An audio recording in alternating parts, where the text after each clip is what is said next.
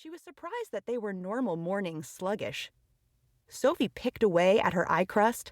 Melman slowly tied her short hair back with a green bandana. Slimy shuffled to the bathroom. Jamie had already started falling back asleep. "How are you all not hyper?" Jenny asked them. And then, before they could answer, 3 taps over the loudspeaker bumped the Faith Hillers up a few rungs on the awake ladder. They clutched their ears. TJ. "Good morning, Rolling Hills. It's a funny sunny day out. Fantastic weather for..." Captain. "Your normal scheduled activities." TJ. "Yes, today is not special at all." The Faith Hillers laughed all-knowingly.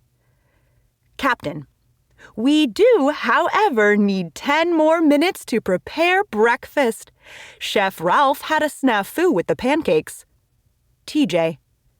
"Don't worry, they will be perfectly edible." Captain.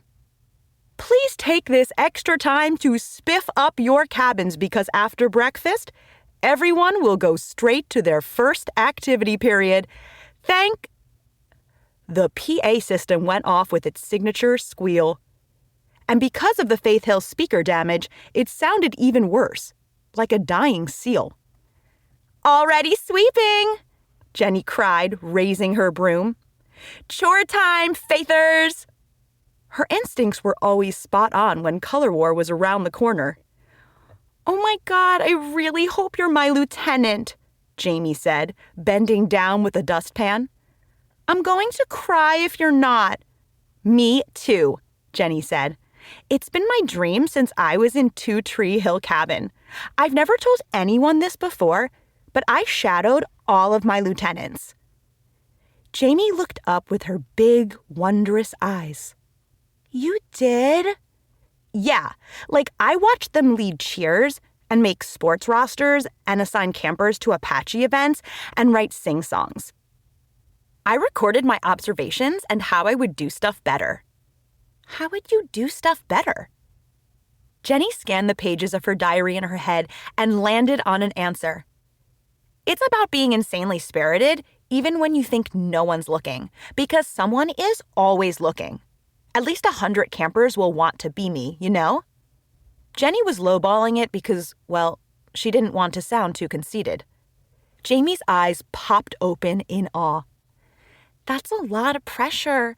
I'd be so scared. Not that you should be scared. You know what I mean." Jenny smiled. "Totally.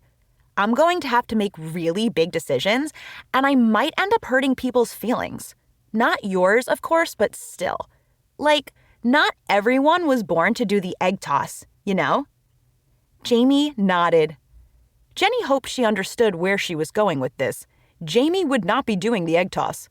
Sophie would, if Sophie was on her team, because even though Sophie was generally spastic, she had a lot of experience caring for egg babies in health class.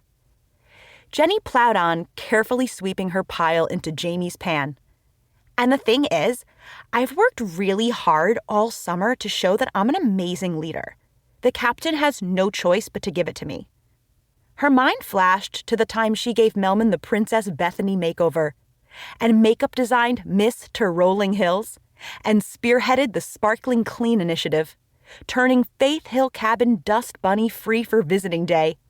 If this didn't qualify her for the coveted position of lieutenant, she didn't know what did. "It's going to happen, I just know it."